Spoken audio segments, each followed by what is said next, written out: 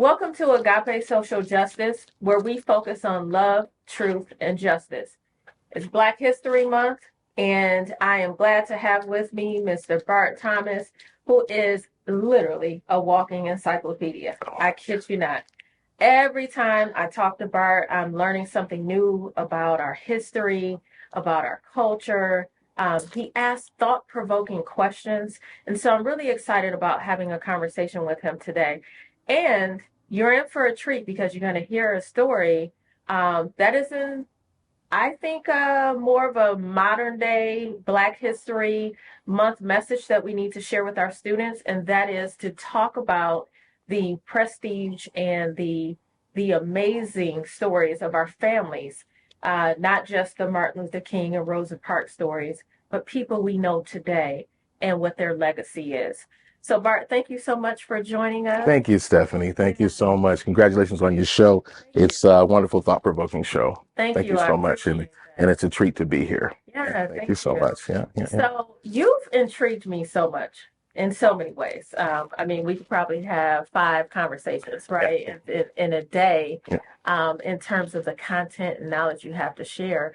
But why don't you start out and tell the listening audience who you are, what you do, and then maybe we can transition into your family story and go from there. Oh, wow. Okay. Thank you so much. Well, I grew up a little black boy on a poor farm. No, I I, I grew up on 8 Mile in Mendota, about I guess you could say about 12 blocks away from Eminem's trailer park, and we grew up on the other side. And a wonderful neighborhood back when Detroit, Coleman Young was the mayor, and we had trees and Detroit was really a great city to grow up in. You could kind of walk anywhere and ride your bike anywhere as a kid, and it was safe, and we had a good time and everything. And I had a pretty decent childhood, a great childhood, but grew up on 8 Mile, so definitely Detroit raised strong. And then but one of the great things that happened to me was my parents invested a great deal in my education and my social upbringing. So I spent a lot of time in the church, New Mount Zion Missionary Baptist Church. Shout out to Jimmy Wafer and the deacons there and trustees and everybody. But New Mount Zion, that foundation there. And then also I went to a school called Michigan Institute for Child Development, who had a fantastic person, Rosalind Murray, and she was just a great educator. She really took a lot of pride in teaching us who we were and developing our self-identity, outside of what everyone was telling us who we were. She wanted us to be able to be proud of who we were as people and have something to contribute. And so that was wonderful. And then from there, I was lucky enough to be accepted to Cranbrook. And then from Cranbrook, went to University of Michigan, and then, graduated from there. And then, also took some classes at Georgia, University of Georgia, Georgia Tech, Louisiana Tech. And so now I'm a clinical researcher. And I come upon a lot of interesting facts in my job and through the databases that I'm able to search. And I've always had a just a thirst for knowledge and how things work, and how to improve things, not just academically or with science, but improve things socially if we can. I've seen Detroit be a great city, and I've seen it fall down a little bit, and now we're rising up a little bit. And so it's great to see that. But I've been around, and there's no, I guess you could say, there's no substitute for experience. And one thing I've also learned is there's no substitute for the right thing.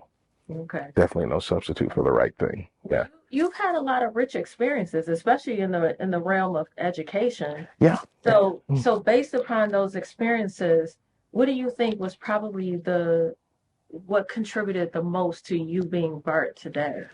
The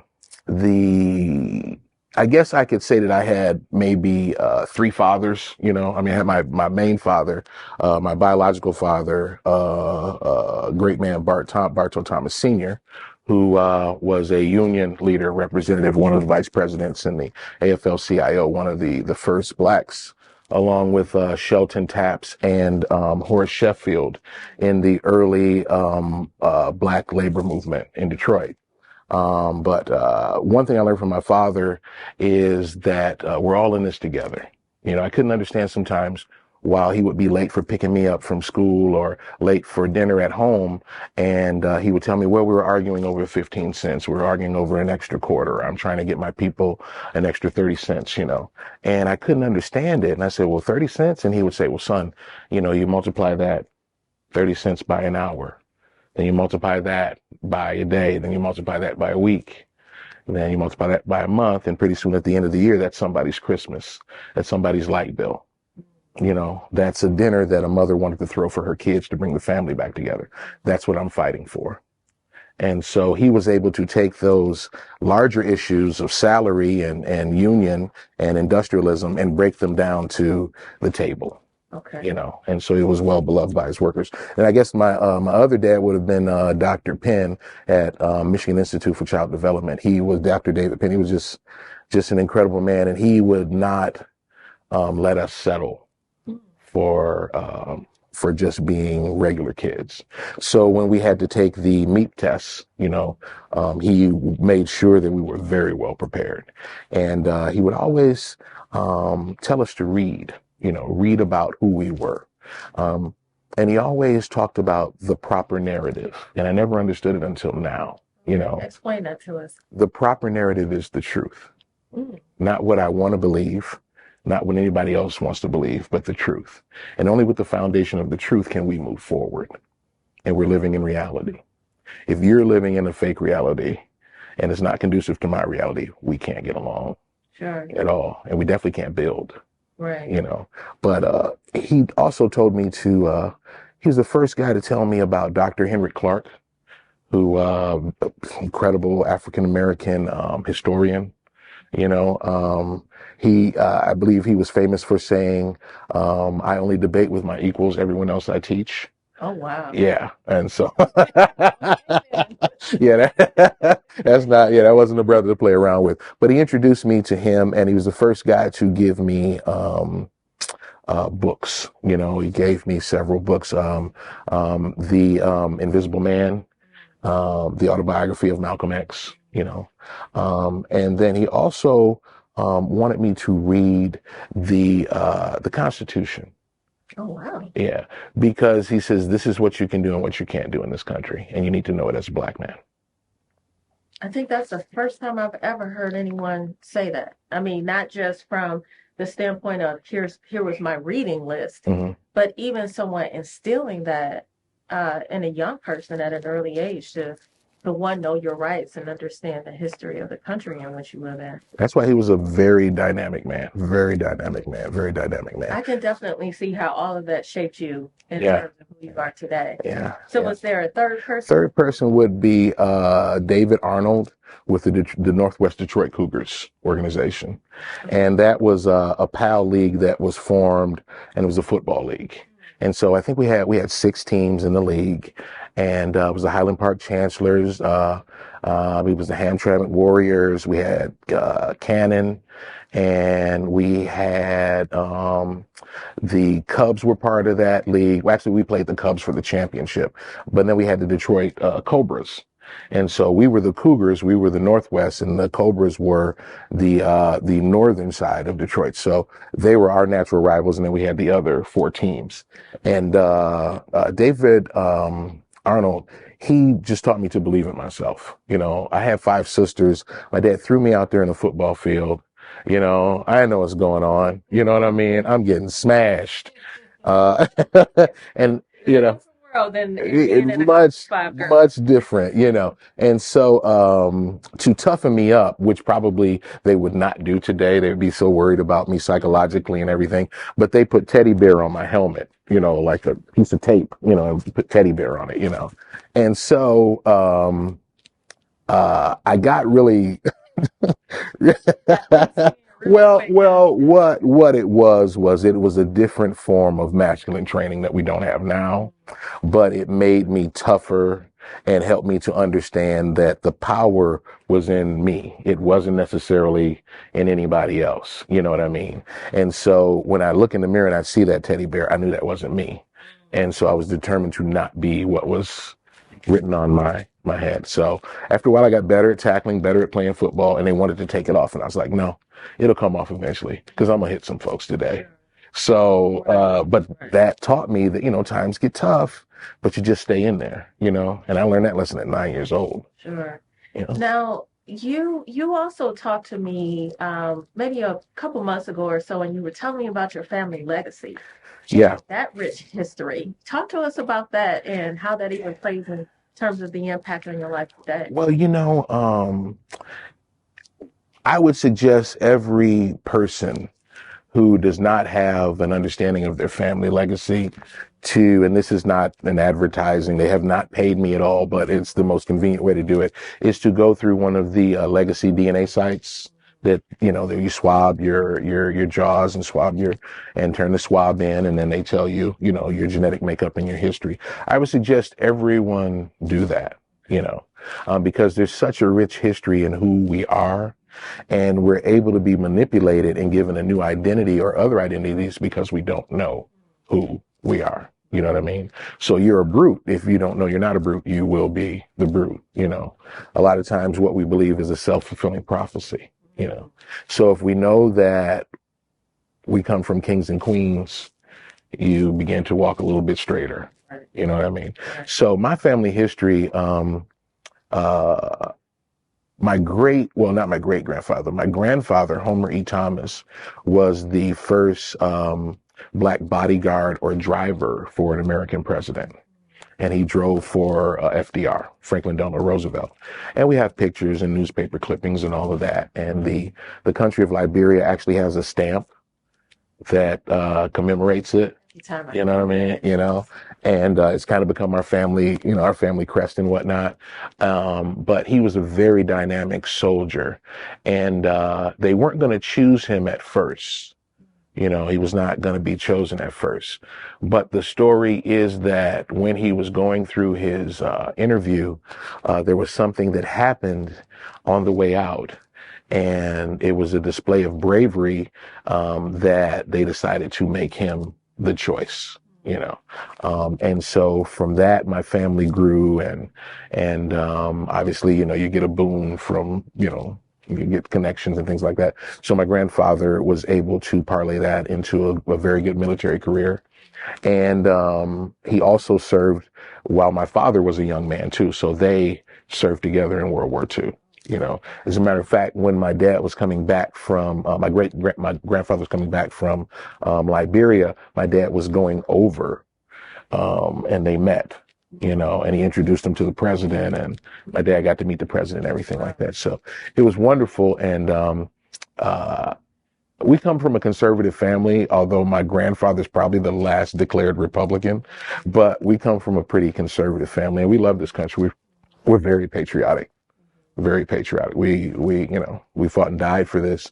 And I want to respect the blood of my ancestors by trying to make this a more perfect union if possible. I love that, Bart. And actually, while you were talking, I'm going to admit, I'm secretly like, I hope someone sees this and turns your life into a movie. Not my life. Your family's legacy. Oh, definitely. Homer E. Thomas, yeah. Saying how your grandfather and his son crossed paths just in that state of war. I could visualize that being in a movie. Oh yeah. As you were speaking. Yeah. And that's something that I think we need to pass on to the next generation so they can hear other stories. Yeah, we do. Also the conservative part of who we are as a Black community and Black culture, which a lot of people don't recognize that is still within us. And they're very true. I understand the need for change, and I understand where we want to go from here, right? I understand that everybody wants to express themselves, but we have this country here. What are we going to do? We're going to toss it away. We're going to throw it away. You know what I mean? No, we shouldn't do that. Yeah, we should do that. So if there's any way we can save it and make it thrive and make it work for every American, which would be the fulfillment of the Constitution, then that's what we should do. Absolutely. Yeah. So you talked early on about education and its impact, and obviously knowing your identity, where you come from. I'm with you because those are two major components. When I see young people who thrive, it's because they're receiving a quality education. Very true. And it's because someone imparted in them that they are important, that they are worthy, that they matter, that we come from greatness. Yes. And that's oftentimes something that I don't see a lot of children getting today. Very true. And so we see the results of that. And you and I have had some conversations about what that looks like in the family and what that looks like in the schools and the community.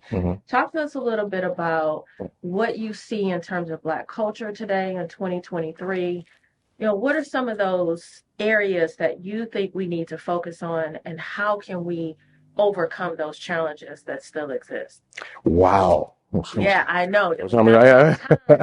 Well, some of the statistics I'm about to give you come from a cross-sectional search from the database of the Department of Education, U.S. Department of Education, the U.S. Department of Justice, and the U.S. Department of Social Services and Welfare. Okay.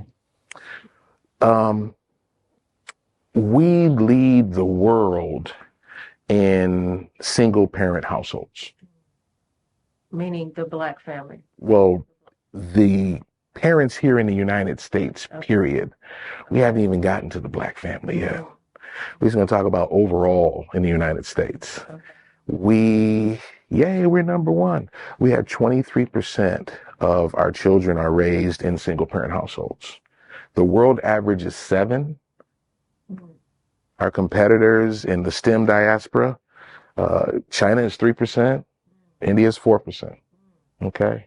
We look at Russia. Russia's 13%. You look at Brazil. We look at 6%.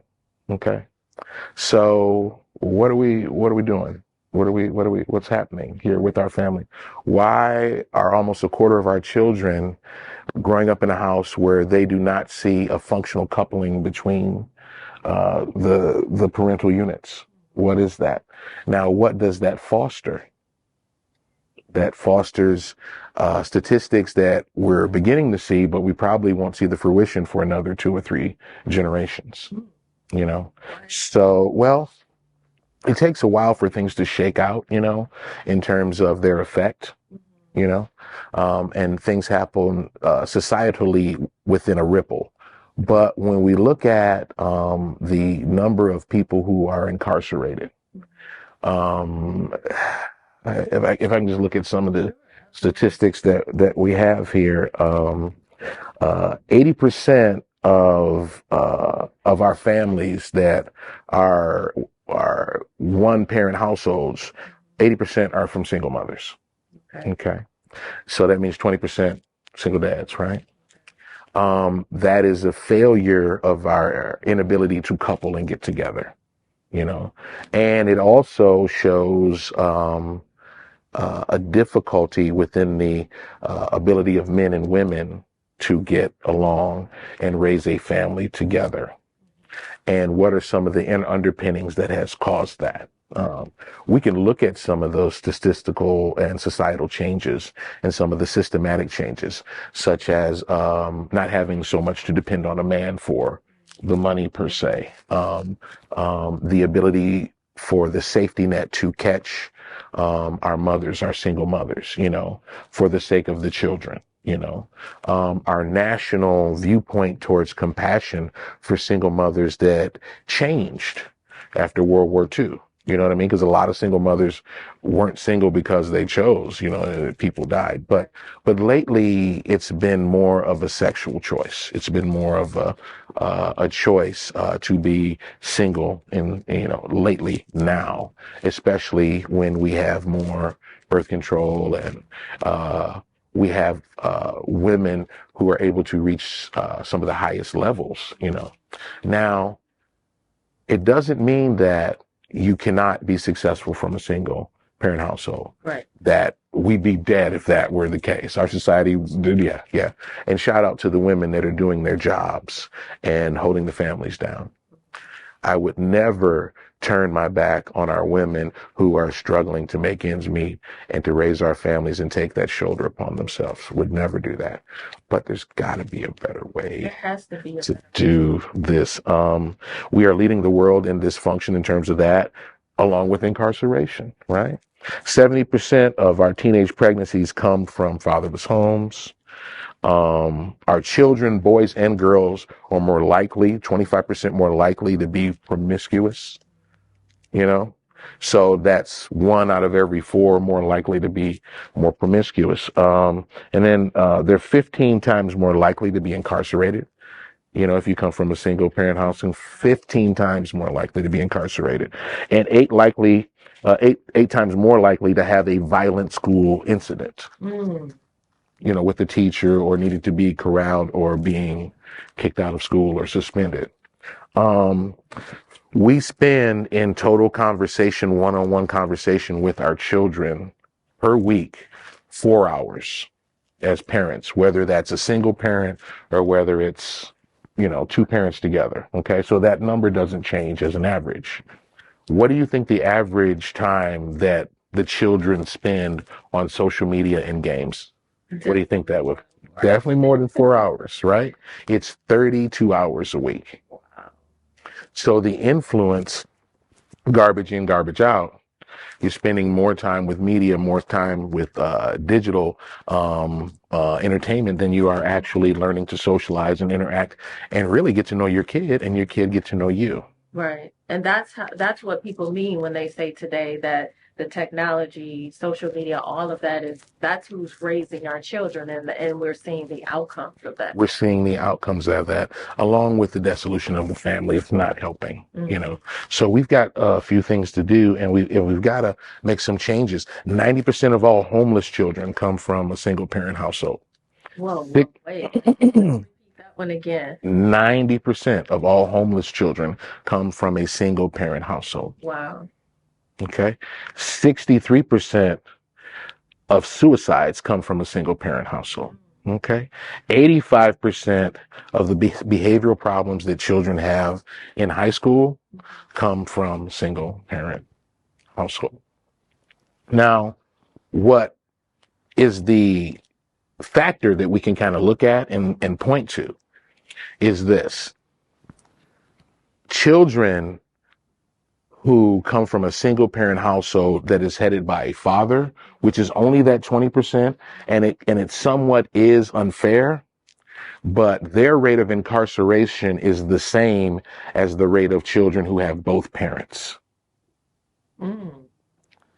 The children of single mothers have a much greater chance of going to jail, a much greater chance of incarceration.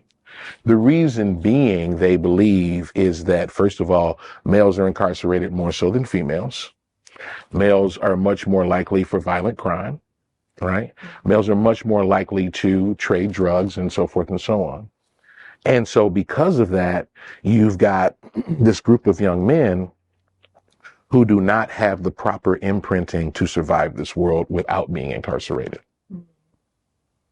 Wow, the proper imprinting. So walk us through what that looks like. How do we get a hold of that and create that imprint and instill what we need to do? And for many families, they're not going to be two parent households, right? They're not going to So be. what can we do now today, whether it's from the standpoint of a support system in the household, in that family, in the neighborhood, in the schools, church? What do we do? One thing we need to do is, first of all, acknowledge the issue, okay? Without blaming one section or another, right? In our relationships, a lot of times we gotta let stuff go and start over, right? So we probably want to do that in terms of the parenting, because to try and say, young mothers, you're not doing a very good job, that's not fair, because they will default, well, I'm doing it by myself. Right, right, To the tango, but I'm the only one dancing now. So, right. we can't do that. But what we've got to do is recognize the problem and then set up a solution. So We need more community centers. We need more male involvement, positive male involvement. We need um, fathers by proxy. Like I said, I had my biological father, and then I had the two guys. One was my football coach, and the other guy was my teacher to form me. You know what I mean? We need more of those influences. And then, are we taught to respect the previous generation? Can we be trained? Can we learn? You know, can we learn? Are our young men able to see that I've got something that he doesn't have, and that is longevity and experience on him? I'm at this age. You can get to this age, or the alternative is not getting to this age. But I can show you how to get here if it means anything to you. Do we respect that at all? Do our young ladies respect you? Do they say, hey, maybe I should listen to what she has to say? You know what I mean? When they're around you, do they, does their language change? Do they respect you as an older woman? Or do you hear disrespectful language? You know what I mean? These things have to change. Yes. I remember the day, the era when you wouldn't walk down the street and you wouldn't curse and you wouldn't do certain things when you were walking past certain people's homes because you get in trouble. Ooh, You wouldn't do certain things in the church. And at some point there was just this decline that just kept going and going and going, and where there's like no filters at all in terms of what you see in school, what happens in the house, what happens wherever you go.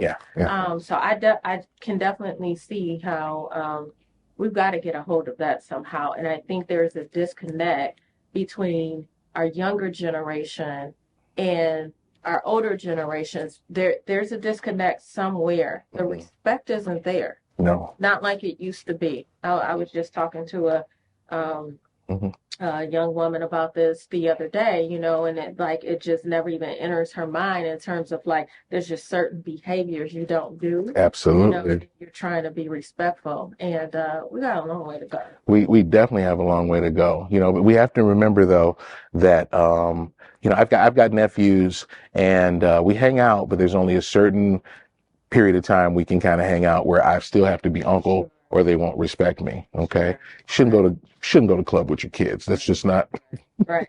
I mean, you just have to keep that respect so that you're able to advise them. Right. There's a difference between hanging out and being friends and trying to establish a relationship that way versus establishing a loving, empathetic, passionate, relationship where you're getting the respect that you need. Absolutely. And I do see that we need that. Well, thank you for sharing the statistics, because that's I think I'm not going to be asleep tonight as I try to process all of what you shared. Yeah. And that's just Americans. We haven't even gotten into, so you can imagine what the statistics are for African Americans, but just Americans, those statistics are horrible. So we got to get better. We got to do better as a people. Yeah, well, we'll definitely have to have you back, and then we can kind of delve more into the subgroups and talk about what we can do more as a community. But thank you so much for coming. To our listening audience, if you're in shock just as much as I am, I'm going to encourage you, take one action, and that is be aware of what's happening in your neighborhood and your community, and take the step to mentor one of the children that you see who's in need of love and support and compassion. Until next time, we will be praying for our families and our future generation. But thank you so much for tuning in.